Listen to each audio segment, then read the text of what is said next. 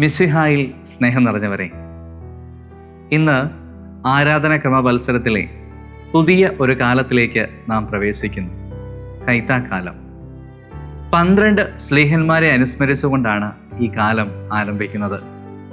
കൈത്ത എന്ന പദത്തിൻ്റെ അർത്ഥം വേനൽ എന്നാണ്. വേനൽക്കാലത്താണല്ലോ വിളവെടുപ്പും ഫലശേഖരണവും ഒക്കെ നടത്തുക. ശ്ലീഹന്മാരുടെ പ്രവർത്തനം വഴി സഭയിലുണ്ടായ വളർച്ചയെ അനുസ്മരിക്കുകയും ആഘോഷിക്കുകയും ചെയ്യുന്ന കാലമാണ് കൈത്താക്കാലം. കൈത്താക്കാലത്തിലെ ആദ്യത്തെ ഞായറാഴ്ചയായ ഇന്ന് 12 ശ്ലീഹന്മാരുടെ തിരുനാളായി ആഘോഷിക്കുന്നു. നൂസർദേൽ അഥവാ ദൈവത്തിൻ്റെ തിരുനാൾ എന്നും ഇതിന് അർത്ഥമുണ്ട്. എല്ലാവർക്കും തിരുനാളിൻ്റെ മംഗളങ്ങൾ ഒത്തിരി സ്നേഹത്തോടെ നേരുന്നു. നമ്മുടെ കർത്താവായ ഈശോ മിശിഹ തൻ്റെ പരസ്യ ജീവിതത്തിൽ 12 പേരെ പ്രത്യേകം തിരഞ്ഞെടുത്ത് തൻ്റെ സ്ലീഹന്മാരാക്കി. ഈ 12 പേരിലൂടെയാണ് ലോകം മുഴുവൻ സുവിശേഷം എത്തിച്ചേർന്നത്. അവരുടെ വിശ്വാസത്തിൻ്റെയും സാക്ഷ്യത്തിൻ്റെയും അടിത്തറയിലാണ് ഇന്നും നമ്മുടെ സഭ നിലകൊള്ളുന്നത്. ഇന്നത്തെ എല്ലാ വായനകളിലും 12 എന്ന സംഖ്യയ്ക്ക് വളരെയേറെ പ്രാധാന്യമുള്ളതായി കാണാം. ഒന്നാമത്തെ വായനയായ ഉൽപ്പത്തി പുസ്തകത്തിൽ യാക്കോബിൻ്റെ 12 പുത്രന്മാരെ കുറിച്ച് പ്രതിപാദിക്കുമ്പോൾ, രണ്ടാം വായനയായ ജോഷുവ പ്രവാചകന്റെ പുസ്തകത്തിലൂടെ ദൈവം അരുളി ചെയ്തതനുസരിച്ച് 12 സ്മാരക ശിലകൾ സ്ഥാപിക്കുന്നു.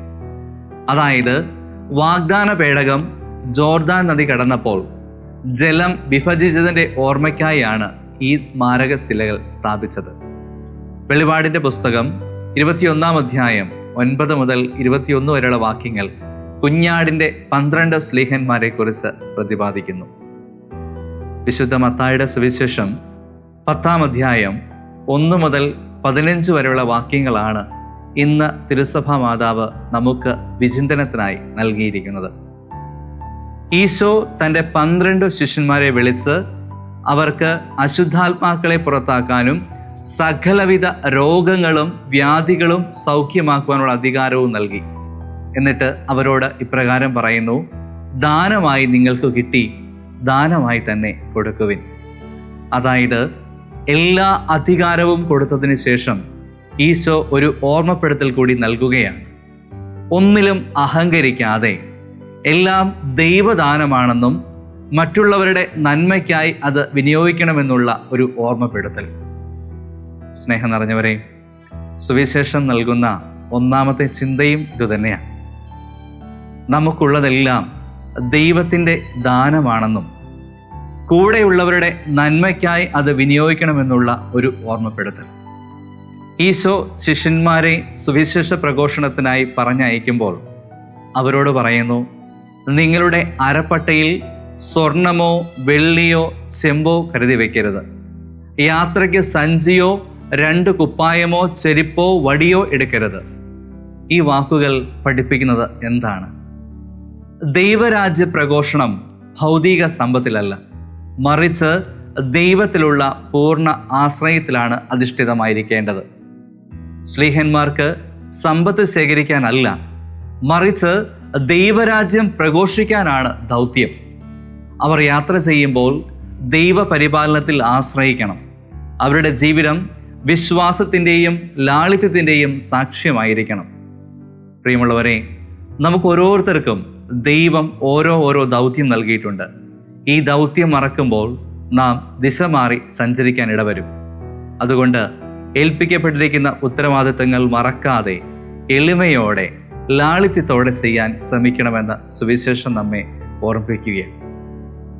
സുവിശേഷം നൽകുന്ന മൂന്നാമത്തെ ചിന്ത ഇപ്രകാരമാണ്: നിങ്ങൾ ഭവനത്തിൽ പ്രവേശിക്കുമ്പോൾ അതിന് സമാധാനം ആശംസിക്കണം.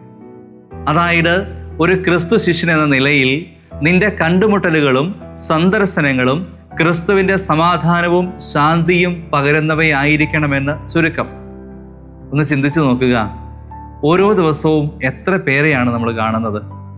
എത്ര പേരോടാണ് സംസാരിക്കുന്നത്? എത്ര പേർക്ക് സന്തോഷം പകരാൻ, ഒന്ന് സമാധാനിപ്പിക്കാൻ നമുക്ക് കഴിയുന്നുണ്ട്? ഒരു പുഞ്ചിരി, ഒരാശ്വാസവാക്ക്, ഒരു സഹായഹസ്തം, ഇതുപോലും സുവിശേഷ പ്രഘോഷണമാണ് എന്ന് ക്രിസ്തു പറഞ്ഞു വയ്ക്കുന്നു. വെറുപ്പിൻ്റെയും വ്യക്തിഹത്യയുടെയും ഒക്കെ ഇടമായി സാമൂഹ്യ മാധ്യമങ്ങൾ മാറുമ്പോൾ നേരിൻ്റെയും നന്മയുടെയും പ്രകാശം പരത്താനും പ്രത്യാശ പകരാനും നമുക്ക് കഴിയട്ടെ. പ്രിയമുള്ളവരെ, ഈ തിരുനാൾ നമുക്ക് നൽകുന്ന ക്ഷണം എന്താണ്? മാമോദിസ സ്വീകരിച്ച ഓരോ ക്രിസ്ത്യാനിയും ഒരർത്ഥത്തിൽ സ്ലീഹന്മാരുടെ ദൗത്യം തുടരാൻ വിളിക്കപ്പെട്ടവരാണ്.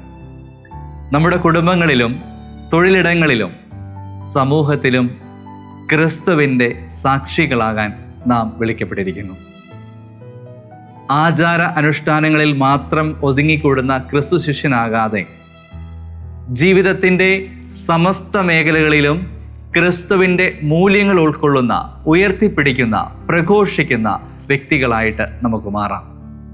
സത്യത്തെ തമസ്കരിച്ചുകൊണ്ട് വെറുപ്പിൻ്റെയും വിദ്വേഷത്തിൻ്റെയും അപരനിന്ദയുടെയും വാക്കുകൾ സാമൂഹ്യ മാധ്യമങ്ങളിലൂടെ പടച്ചുവിടുന്ന ഈ ഒരു കാലഘട്ടത്തിൽ സാമൂഹ്യ മാധ്യമങ്ങളിലും സമൂഹ ജീവിതത്തിലും ക്രൈസ്തവ മൂല്യങ്ങൾ ഉയർത്തിപ്പിടിക്കുന്ന, ക്രിസ്തുവിന് വേണ്ടി നിലകൊള്ളുന്ന ഒരു ക്രിസ്ത്യാനിയായി, ഒരു ക്രിസ്തു ശിഷ്യനായി നമുക്ക് മാറാം.